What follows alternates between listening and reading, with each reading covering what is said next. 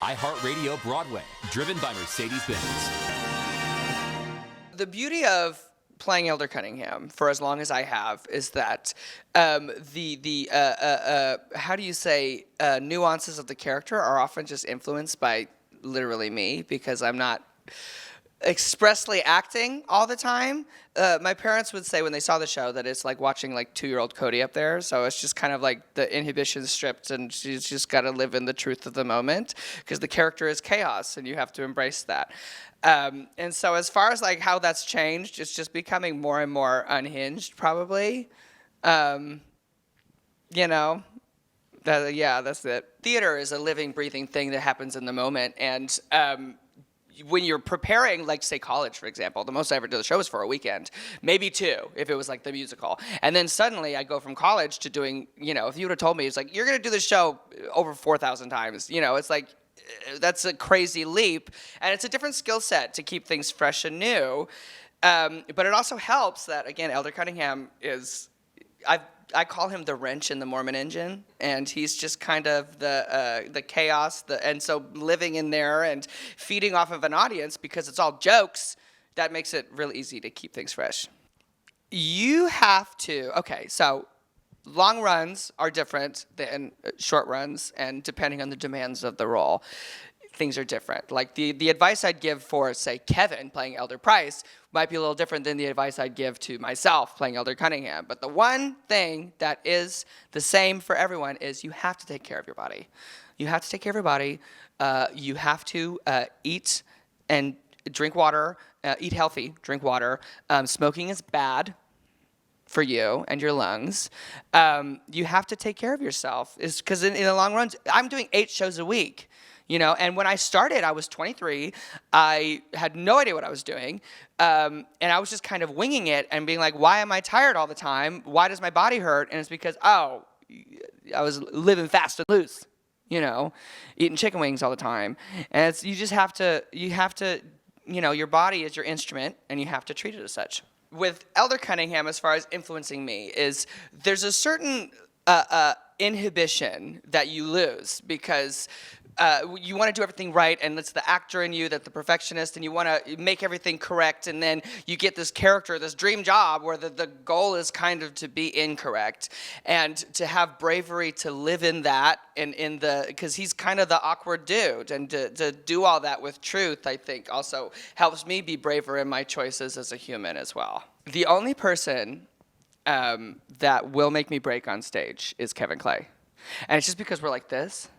And so he knows, I know, we kind of have like a secret language, and he plays Elder Price so we've been doing it together for so long that we have this secret language where something could happen on stage, and I could just like look at him like this, and he'll know exactly what's going on, and vice versa. So then it's like it's not like a game because we're professionals, but he's the one, and he's sneaky like it too, and he'll know what he's doing. He knows what he's doing. The main thing is the relationship, because it's basically the whole show, is the relationship between Elder Price and Elder Cunningham, and how the ebbs and flows of, this budding friendship throughout the show. And it helps having a very good friend in Kevin Clay be that person for me, because we also hang out outside of the show. He's my dungeon master. That sounds in Dungeons and Dragons. So we played Dungeons and Dragons together. And so, like, again, that helps a lot. But there's a difference with relationships, too, because I've done the show on tour, I've done the show in the West End, I've done the show on Broadway. And the difference between, like, a touring company, too, because you spend literally every waking moment, good and bad, with these people on the tour. But then on Broadway, you get to do the show and do the work and then go home to your own friends and family. So that relationship is different, and I prefer that, but it's also, me and Elder Price are friends, so that, helps. And unfortunately, we'll probably be friends after this too, so stuck. It is interesting because audiences kind of universally love the show. And when I was on tour, we would be like kind of afraid if we were going to like more Bible Belt parts of the country, and because the show is subversive, to say the least, and we would kind of be like afraid to, or not afraid, but like be like nervous, like some of these jokes gonna land? But they would always land because people get it. I wish I would have played Salt Lake City, because apparently those audiences are bananas, They go crazy for it, and I wish I had been there. But like universally, the audiences are pretty astounding. If I could switch roles with anybody for one night only, actually without any practice or rehearsal at all, I would love it if Kevin and I switched. So I was Elder Price and he was Elder Cunningham, just for one night, just to see, and cold turkey, told nobody, and just to see what happens. Because I feel like Act 1 would be okay, but then Act 2 it would get dicey, and then as soon as I had to sing "I Believe," it would be game over. Be like a frog, you know. You have a lot of faith that I know all of his lines and songs, because I don't even know my own lines. Some of them are written in my props. And if I forget the props, it's happened. I had to run off stage and get another one. We can talk about that. That's a funny stage mishap. So about 6 months ago, we're doing the opening of Act 2, and Elder Cunningham is reading from the Book of Mormon some very specific phrases, or some scripture that is in there. And they're quotes, but also, obviously, if you're looking at text, because they're real Book of Mormons, and having to read or line recite something else, the words get jumbled.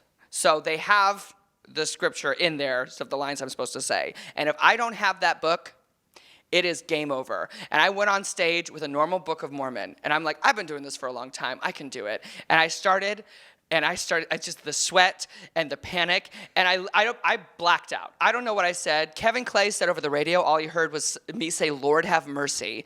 I ran off stage, grabbed the actual book that had my lines in it, and I just walked back on stage. The whole audience is there. The lights are up. We didn't restart. I just left, and I came back, and I said, I'm going to do this over again.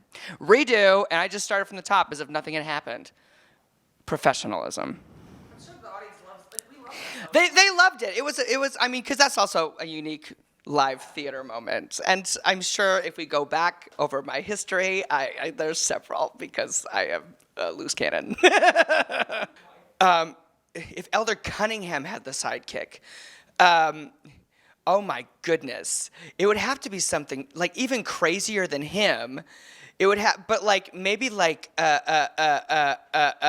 Potts or something. Like maybe like something crazy that's like, you know, or like